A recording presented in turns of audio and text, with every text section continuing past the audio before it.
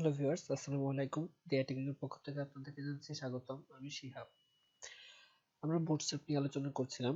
বুটস্ট্র্যাপে আমরা টাইপোগ্রাফি আর colour, text colour change করার ক্লাসগুলো শিখেছিলাম গত ভিডিওতে। তো এই ভিডিওতে আমরা যেটি নিয়ে আলোচনা করব সেটি হচ্ছে টেবিল। আমাদের পূর্ব ভিডিওটি যদি আপনারা এখনো না দেখে থাকেন তাহলে আপনারা আমাদের চ্যানেলে ডিআই টেকনিক চ্যানেলে চলে যাবেন। এখানে আমাদের পুরো ভিডিওটি আপলোড করা রয়েছে, আপনারা সেই ভিডিওটি দেখে নিতে পারেন। তো আজকে যেটি নিয়ে আলোচনা করব সেটি হচ্ছে টেবিল। তো আমাদের বিভিন্ন ক্ষেত্রে টেবিল তৈরি করতে হয়। তো টেবিল তৈরি করার জন্য আমাদের কি করতে হবে সেটি আজকে আমরা শিখব।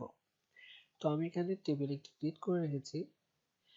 তো এখানে প্রথমটুকু যা এটা আমি পুরো ভিডিওতে আলোচনা করেছি।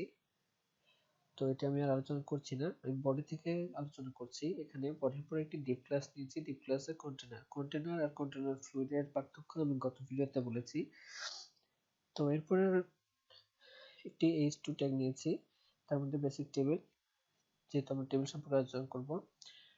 তো এরপর একটি p ট্যাগ নিয়েছি। এরপরে রয়েছে টেবিল। তো টেবিল ইউজ করার জন্য আমাদের টেবিল ট্যাগটি ইউজ করতে হবে। এর মধ্যে একটি ক্লাস ইউজ করতে হবে, সেটি হচ্ছে টেবিল। তো টেবিলের হেড থাকবে যেটি হচ্ছে টি হেড। টি হেডের মধ্যে যেগুলো থাকবে সেটি হচ্ছে ফার্স্ট নেম, লাস্ট নেম আর ইমেল। এরপর টি হেড শেষ, অর্থাৎ টেবিলের হেড শেষ। এরপর টেবিলের বডি শুরু। বডির মধ্যে যে ইনফরমেশন গুলো ঢুকবে, ঠিক প্রথমে দিয়েছে ফার্স্ট নেম। তো আমরা প্রথমে নামের ফার্স্টে এখানে অ্যাড করব। এরপর লাস্ট নেম, তারপরে এখানে লাস্ট নেম অ্যাড করেছি এবং ইমেল, লাস্টে ইমেল অ্যাড করেছি। এভাবে আমরা যতগুলো ইনফরমেশন অ্যাড করা দরকার ঠিক ততগুলো ইনফরমেশন অ্যাড করেছি। তো টি বডি শেষ। এরপর রয়েছে টেবিল ট্যাগটি ক্লোজ করব। তো এটি দেখতে কেমন হয় সেটি দেখার জন্য আমরা ব্রাউজারে এটি ওপেন করি। তো ব্রাউজার ওপেন করলে আমরা এরকম একটি টেবিল দেখতে পাবো।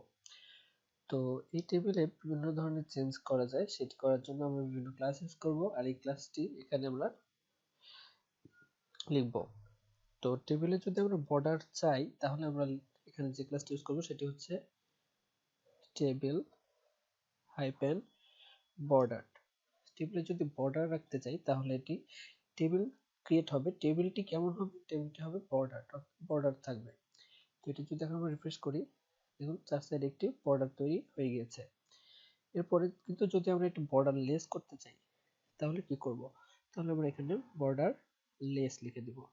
তাহলে আমরা একটি বর্ডারলেস টেবিল পেয়ে যাবো। এখানে কোনো বর্ডার নেই।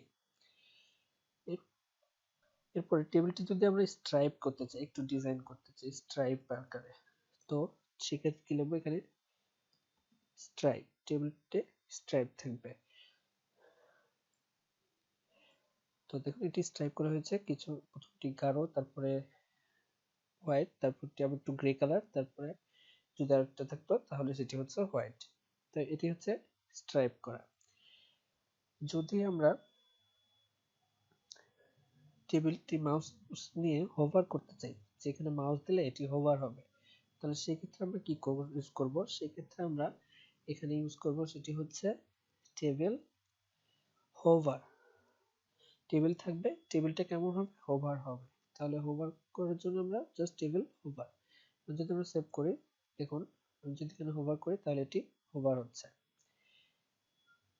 এরপরে আমরা যদি হোয়াইট টেবিল না চাই, এখানে যদি আমরা ডার্ক কালার বা ব্ল্যাক কালার টেবিল চাই, তখন সেটি কি করব? তখন জাস্ট এখানে টেবিল দিয়ে ডার্ক লিখে দেব। তাহলে এটি আমাদের টেবিলটি কি হয়ে যাবে? ডার্ক হয়ে যাবে। এটি হচ্ছে ডার্ক টেবিল। এখন ডার্ক টেবিলের মধ্যে যদি আবার আমরা স্ট্রাইপ করতে চাই তাহলে কি করব? ডার্ক টেবিলটি ঠিক একই আগের মতোই, এখানে সাথে টেবিলটি ডার্ক থাকবে আর টেবিলটি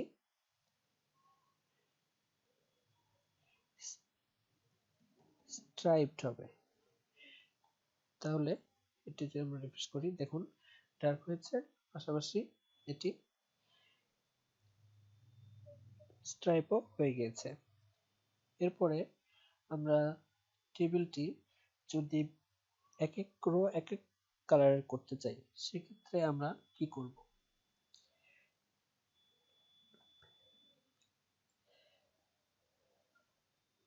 তো আমরা টেবিলটি প্রথমে একটি টেবিল বর্ডার নিয়ে নিই। এরপর আমরা যেটি চাইছি সেটি হচ্ছে টেবিলের এক এক অংশ এক এক কালার করতে।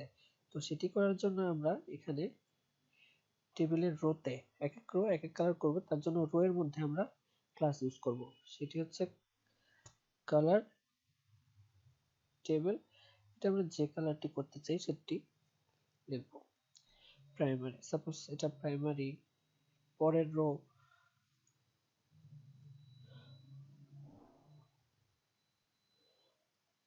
সাকসেস। এভাবে যদি করতে চাই তাহলে কি হয়, দেখুন আমাদের এক এক রো এক এক কালার হয়ে গেছে।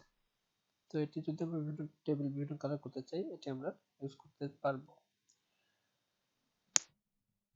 এরপরে টেবিলটার যদি শুধু উপরেরটুকু ডার্ক রাখতে চাই আর পরেরটুকু যদি হোয়াইট রাখতে চাই, তাহলে আমরা কি করব? তাহলে আমরা টেবিল হেড যেটা আছে, টেবিল হেডের পরে আমরা একটা ক্লাস ইউজ করব, সেটি হচ্ছে টেবিল ডার্ক।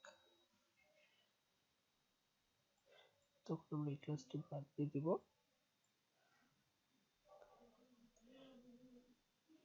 আমরা টেবিলটি শুধু ডার্ক করব। তো জাস্ট উপরে যে হেডটা সেই হেডটা শুধু ডার্ক করলাম। এরপরে আমাদের যদি চাই যে এই টেবিলটা আমরা ছোট করব, তাহলে কি করব? তাহলে এখানে